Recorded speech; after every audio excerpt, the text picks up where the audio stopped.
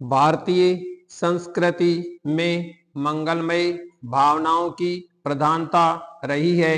विराम इन भावनाओं की अभिव्यक्ति संस्कारों के अलावा अन्य कई रूपों में होती रही है। विराम प्राचीन काल से ही भारतीय संस्कृति में अन्नदाता, धन दान आदि के साथ कन्यादान भी प्रमुख माना जाता था। विराम माता पिता अपनी सामर्थ्य के अनुसार कन्या को आभूषण, वस्त्र व आवश्यक वस्तुएं देते थे, जिससे उसे गृहस्थ जीवन शुरू करने में समुचित सहायता मिल जाती थी। विराम वैदिक काल में दहेज के साथ जो मंगलमय भावना थी, उसका धीरे धीरे लोप होने लगा। विराम शुरू में दहेज स्वैच्छिक था, परंतु मध्यकाल में ये आवश्यक एवं अनिवार्य सा हो गया। फलस्वरूप कन्यादान माता पिता के लिए एक बोझ बन गया। विराम धर्म के ठेकेदारों ने इसको धार्मिक मान्यता प्रदान कर दी। विराम धर्मभीरु जनता के पास कोई विकल्प शेष नहीं रहा। विराम दहेज के इस विकृत रूप से बाल विवाह, अनमेल विवाह और बहुविवाह प्रथाओं का प्रचलन हुआ। विराम वर्तमान काल में दहेज प्रथा ने विकराल रूप धारण कर लिया है और इसके फलस्वरूप नारी समाज के साथ अमानवीय व्यवहार होता है। विराम इससे कन्या का विवाह एक जटिल समस्या बन गई है। विराम माता पिता अपनी सामर्थ्य के अनुसार दहेज देना चाहते हैं, जबकि वर पक्ष वाले मुंह मांगा दहेज लेना चाहते हैं। विराम वे लड़के के जन्म से लेकर शादी तक का पूरा खर्च वसूल करना चाहते हैं। विराम माता पिता दहेज के चक्कर में आजीवन कर्ज के भार से दब जाते हैं। विराम कई बार मुंह मांगे दहेज की व्यवस्था नहीं होने से दूल्हे सहित बारात लौट जाती है।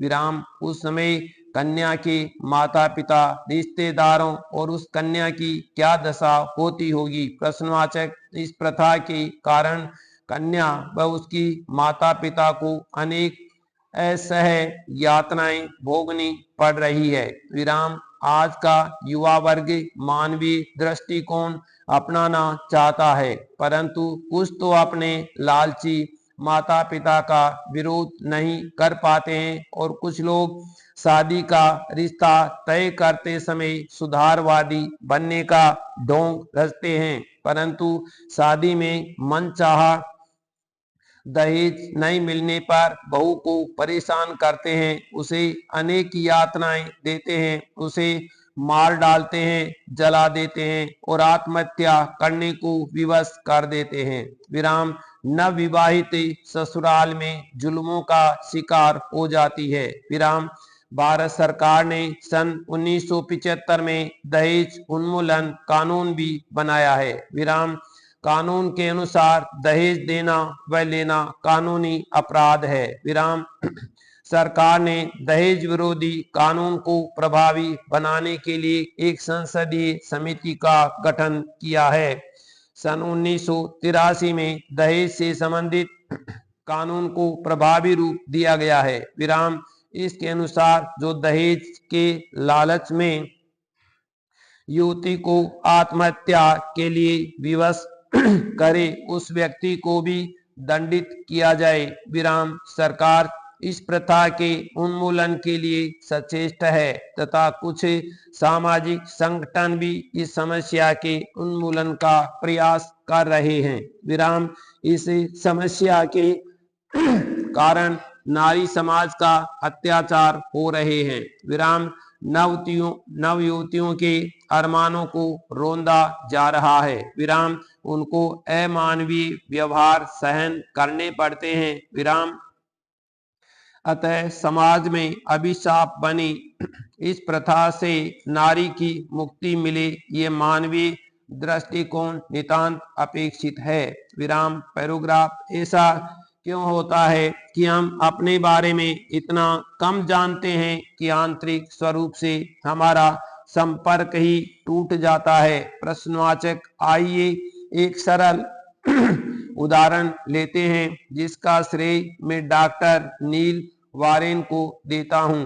विराम शनिवार के दिन 3 साल का एक लड़का पास में खेल रहा था जब उसके डैडी ड्राइव वे में कार धो रहे थे। विराम सड़क के पार 2 बड़े लड़के खेल रहे थे। विराम छोटे लड़के में इतनी हिम्मत नहीं थी कि वह उनके पास जाकर साथ खेलने की इच्छा जताए। विराम लेकिन वह लड़का उन्हें प्रभावित करना चाहता था, इसलिए वह अपनी वैगन के साथ कर्तव्य दिखाने लगा और परिणाम ये हुआ कि गिर गया। विराम अपनी छिल्ली कोहनियों को देखकर वह रोने लगा। विराम डैडी को थोड़ी शर्म आई कि उनका बेटा इतना फूहड़ है और अब इतना ज्यादा रो रहा है कि सड़क के पार खेलने वाले बड़े लड़के हंसने लगे हैं। विराम उन्होंने चिढ़कर कहा, रोना धोना बंद करो। विराम तुम्हें खास चोट नहीं लगी है। विराम मर्द बनो।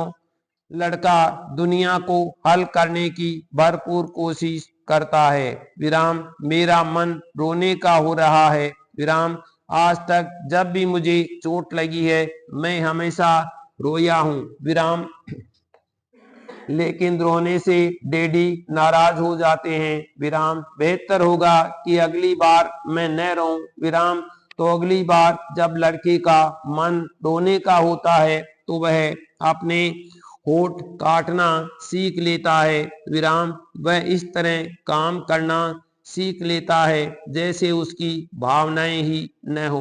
विराम नकारने की प्रक्रिया शुरू हो जाती है। विराम एक छोटी लड़की जब किसी रिश्तेदार के प्रति नापसंदगी दिखाती है या अपने भाई से नफरत करती है तो उसकी माँ उससे कहती है कि इस तरह की भावनाएं भयंकर हैं। विराम जब उत्साह और रोमांच से भरपूर कोई बच्चा धड़धड़ाता हुआ कमरे में घुसता है तो पिता झल्लाकर डांट देता है, विराम चुप रहो। विराम तुम में क्या गड़बड़ है? प्रश्नवाचक इस तरह के संदेश सैकड़ों बार सुनने के बारे में बच्चा सीख जाता है कि दुनिया में अच्छी छवि बनाने के लिए अपने सभी आवेगों को इजहार नहीं करना चाहिए और अक्सर अपनी भावनाओं को नजरअंदाज करना चाहिए। विराम हम जिस थाली में खाएं उसी में छेद करना शुरू कर दें तो ये हमारी सबसे बड़ी नासमझी नहीं होगी तो और क्या होगा? प्रश्नवाचक पृथ्वी हमें निस्वार्थ भाव से जीने के लिए सब कुछ देती है, लेकिन हम नासमझी बरतते हुए इसे ही नुकसान पहुंचाते हैं और अपने स्वार्थ के लिए आंखें बंद किए रहते हैं। विराम क्या यह हमारी नासमझी नहीं है?